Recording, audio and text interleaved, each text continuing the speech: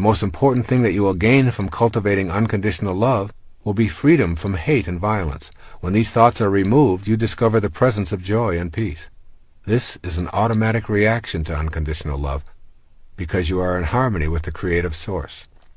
The ego identifies you primarily as a physical body, separate from God, and in need of constant stroking to massage your self-importance. When you simply say this is an illusion and it doesn't really exist, those ideas are replaced with unconditional love, and the joy you experience is really the denial of the false and an affirmation of the truth of your being. You are absolutely free when you are not consumed with your self-importance. You are free when you no longer need to be stroked, coddled, and approved of by everyone you meet. There is a great sense of joy in feeling free. Think of times when you have felt the freest in your life, when the pressures to perform are off, when you are walking in nature, when you are in solitude and communing with God. Joy, freedom, and unconditional love are inseparable. They flow from the experience of each other. To be joyful is to hold on to nothing and to have no restrictions. This is also the feeling of freedom, and it is a result of embracing the unconditional love of the divine energy that is the center of your being. This is not to say that one ought not to enjoy a massage, a delicious meal, lovemaking, and all of the pleasures of the body, but it is the mind that is processing and allowing you to experience the pleasure. It is the mind that makes it real. Your purpose is to align your mind with the unconditional love that is the divine source of all material things, including your body. With that alignment comes joy and power.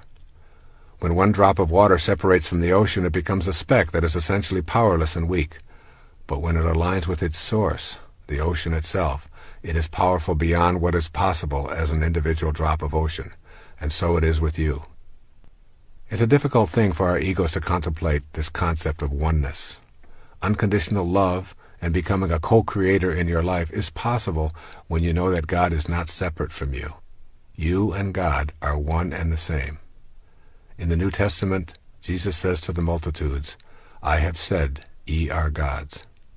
And later, "When a man believes in me, he does not believe in me only, but in the one who sent me.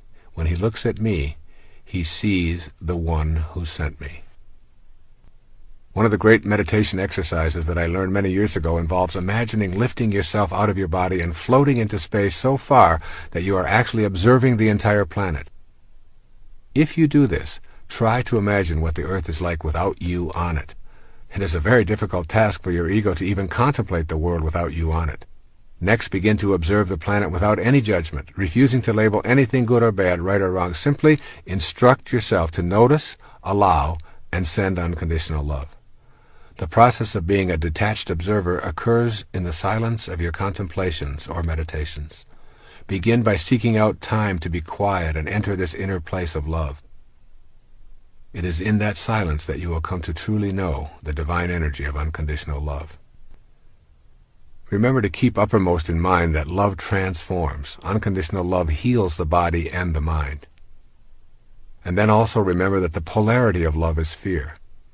Fear is a current of energy that literally runs through your body and is produced when you feel cut off from the source of unconditional love.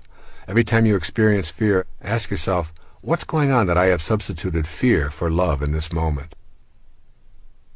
Also, begin to acquire a private, non-publicized, and regular habit of meditating. With every breath you take, feel yourself taking in unconditional love. With every exhalation, expel thoughts of fear.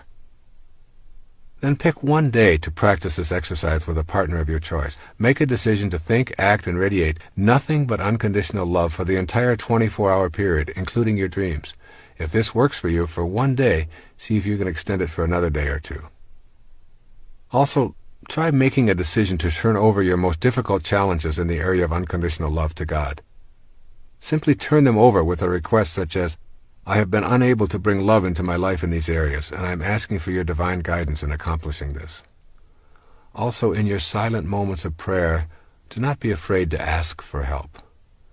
And then know the connection between manifesting your heart's desire and unconditional love. Without your connection to this love, you lose your connection to the creative process. Unconditional love is in all things you wish to attract as well as in you. Keep it honestly, and you keep your ability to know that you are a God. Lose it, and you lose your godliness. It is that simple. It is with unconditional love that you find your true connection to the divine energy that is in all things.